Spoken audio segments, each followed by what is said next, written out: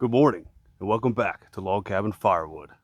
Today on my channel, we're going to be talking about bucking up some firewood, and then we're also going to talk about how all of us woodhounds can pull together to come together for a really awesome event. Stick around.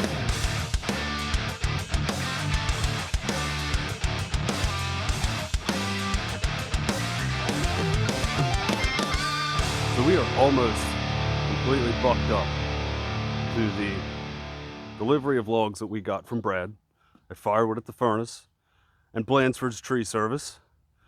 But we've got a little bit of a mess here. All this is super dry ash and hickory, a little bit of oak mess. It will go up rather fast in my fire pit, which I will probably get this stuff cleaned up before I buck these up.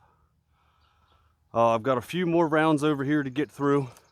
I kind of just started after work the other day, laying the hammer down and getting through some of this stuff. I think I probably got 3 hours involved into this so far. So, and probably 3.5 tanks of fuel in my saw.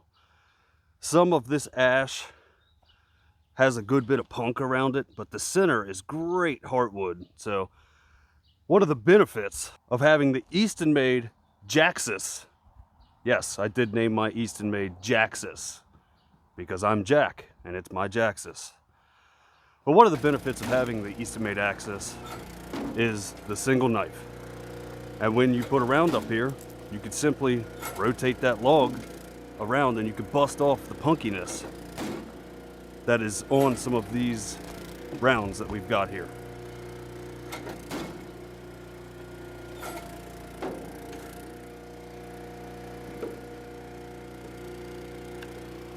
There is a good bit of cookies here for my wood boiler buddy.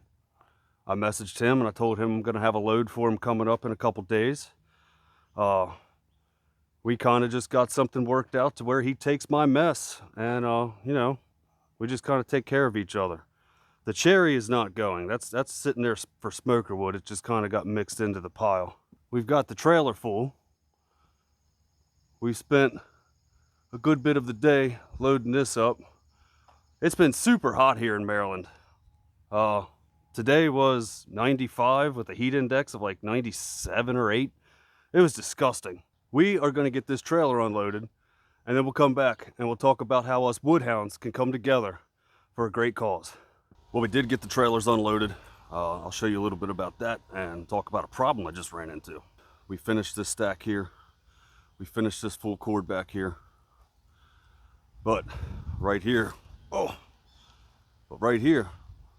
this is some of my maple that I've had stacked up for almost 2 years. That is my bundle wood. Well, I'm actually bagging this stuff because it's not all perfect, but it is well seasoned. It's down in the teens as far as moisture goes. I need to get this moved. That way I can finish this, because all this stuff over here is my home heating wood. This is personal use stuff. And then everything from here to the road is stuff that can go out if people need home heating wood. But so far we've got 1, 2, 3, 4 face cords, 4.5. And since I ran out of room over there where that maple was stacked up, I started another row over here. So this one will still be my own personal wood. But we had 4.5, 5, 6. This front face is 7. And then this pile here is half full, and this one is half full. So we're going to say that's 8 face cords so far that we've got stacked up from that load of logs that we got from Blandford's Tree Service. And now I'm going to go meet up with a couple good buddies, and I'll talk about how us woodhounds can unite for a great cause. Well, we made it. We're about an hour north of my house, and you may recognize this location behind me. This is the Hope Haven.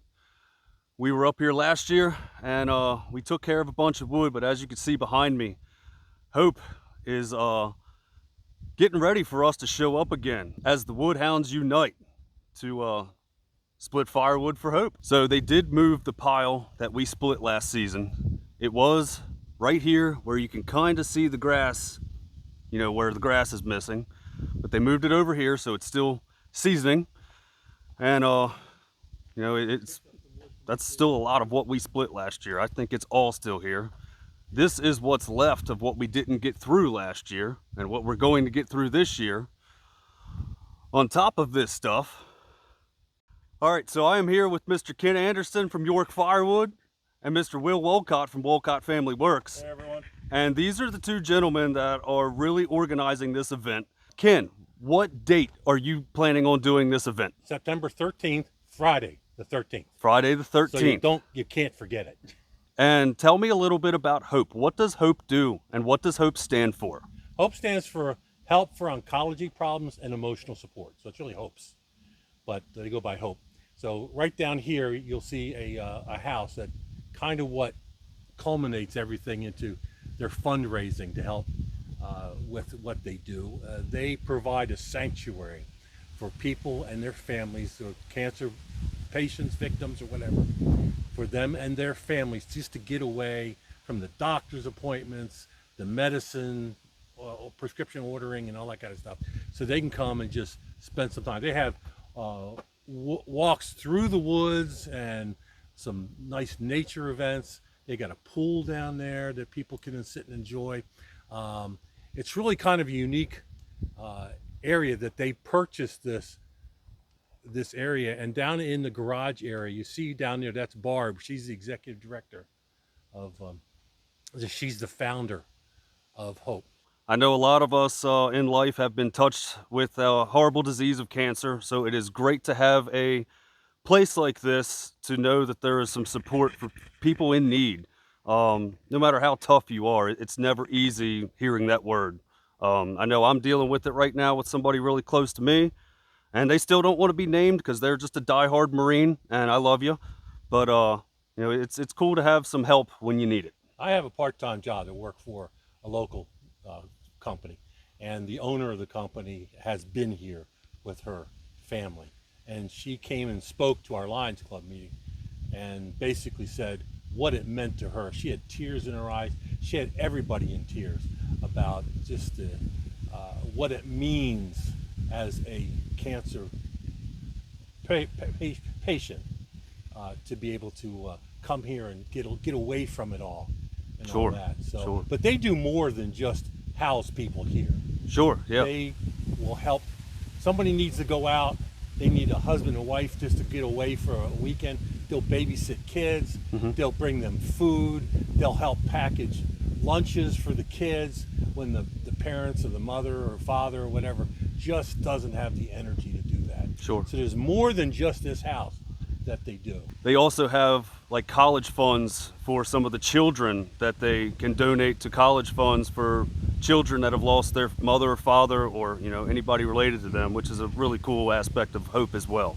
One of the things that's important to me, and I know a lot of our close Woodhound community, is that all of us like to help friends and help family, and that's an effort that we can do here, because one of the ways that they supplement their income stream is through the sale of firewood.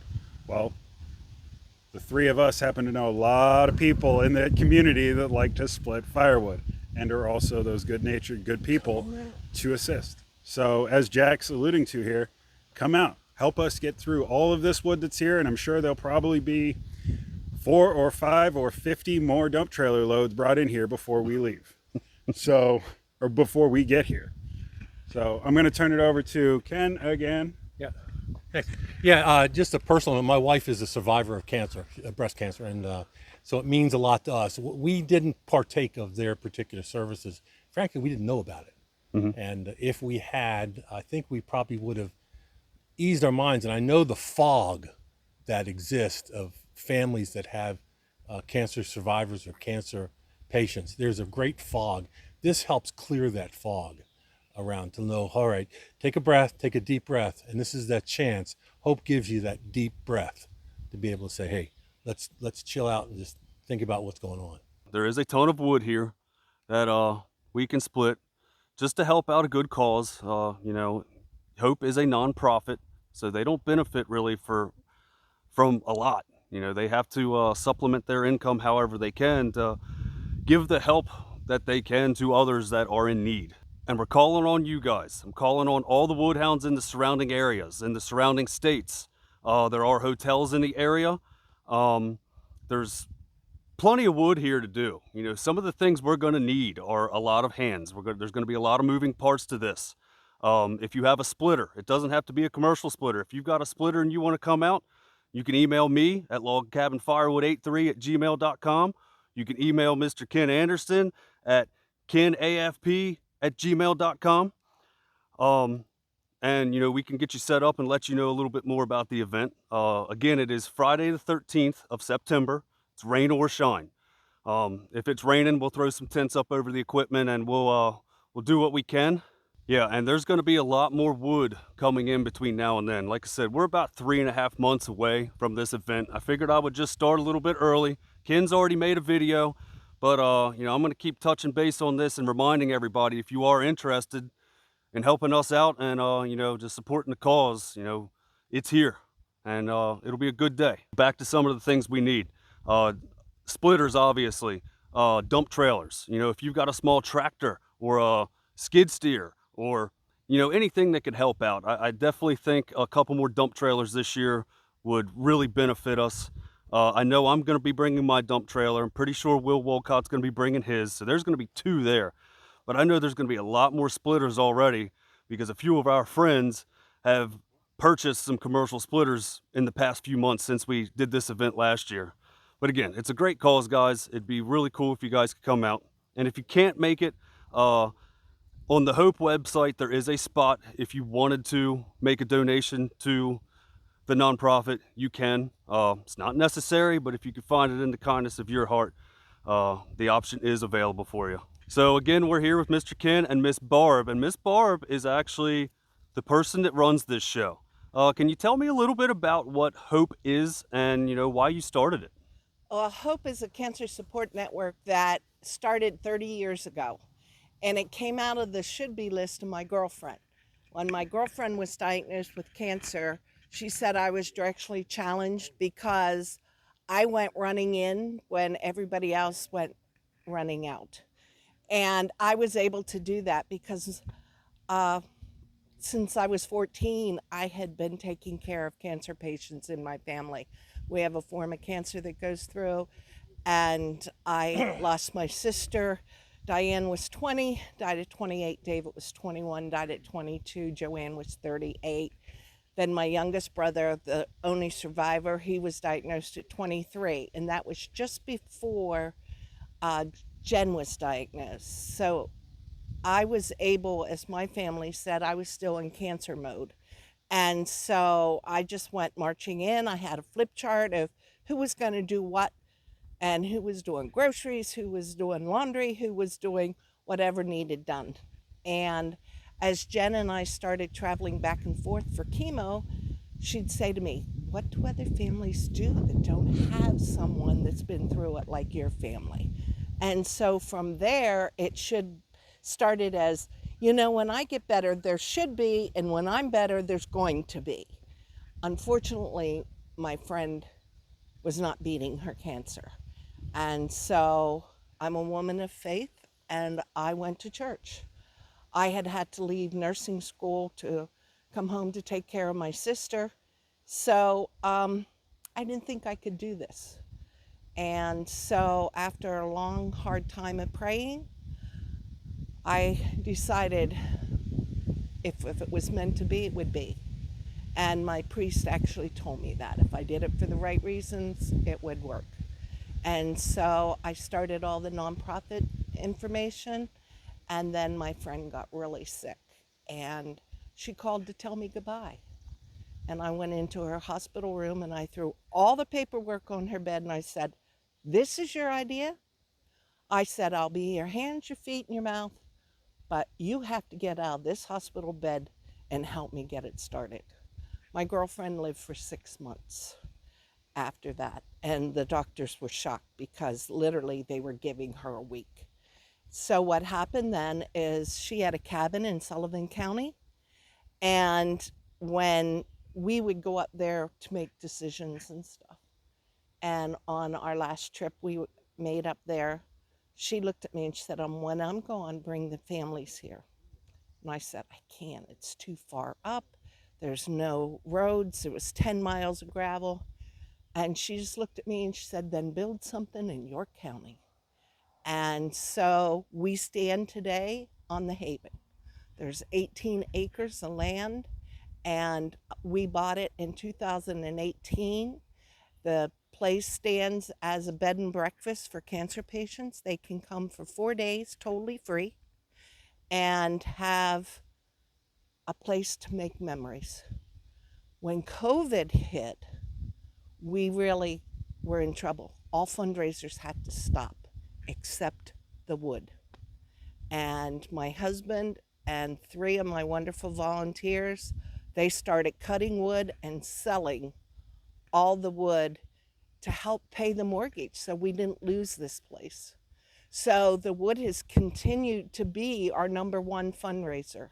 And that has sustained us through COVID, through a lull and money coming in.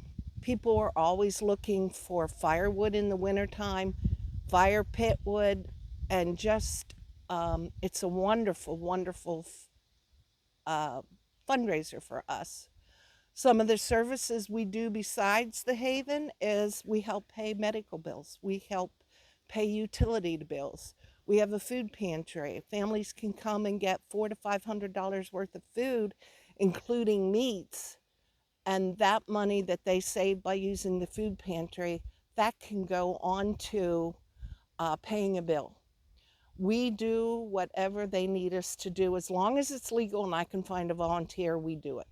And we have done some crazy things over the years. We had a farmer years ago that was refusing to take treatment because he never had children, never married, never had kids.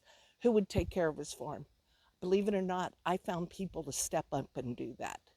We have a shovel brigade. In the wintertime, patients have got to get out. And if we have snow, so I have guys that say, okay, I live a mile from her, I'll get them out. So I have a shovel brigade.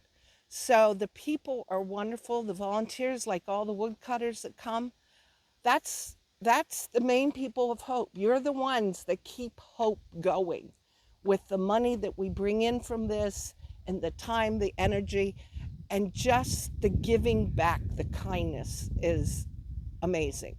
So that's a little bit about what Hope's about, and I hope I see you in the fall.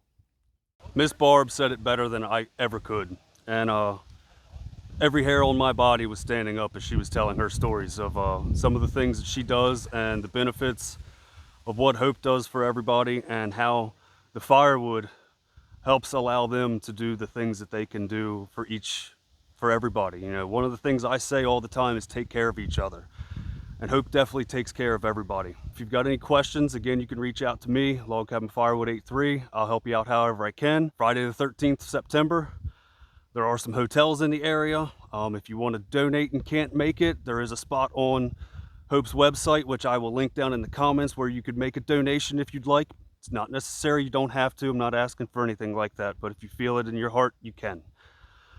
But hopefully we see you here, and I will continue to talk about this in some upcoming videos. But that's all I got. Thank you so much for watching. Take care of each other, and see you next Saturday, 6:30 a.m.